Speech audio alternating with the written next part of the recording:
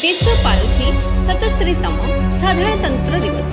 पल्लीरु नहीं दिल्ली पर्यंत सारा देश उत्सव मुखर एही अवसर में खोर्धा जिलार निराकारपुर विभिन्न सरकारी और बेसरकारी कार्यालय, सरकारी और बेसरकारी स्कूल गुड़िकरे धूमधाम पालित होइछि साधारणतंत्र दिवस।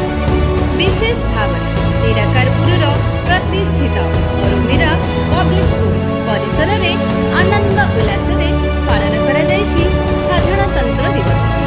आज दिवस मुख्य अतिथि भाव कवि डॉक्टर आर्तत्राण साहू सम्मानित अतिथि। निराकारपुर ग्राम पंचायत पूर्वतन सरपंच ऋषिकेश राउतराय, सांबादिक विक्रम केसरी साहू, प्रकाश बलिया सिंह, समाजसेवी संयुक्ता राणी राउतराय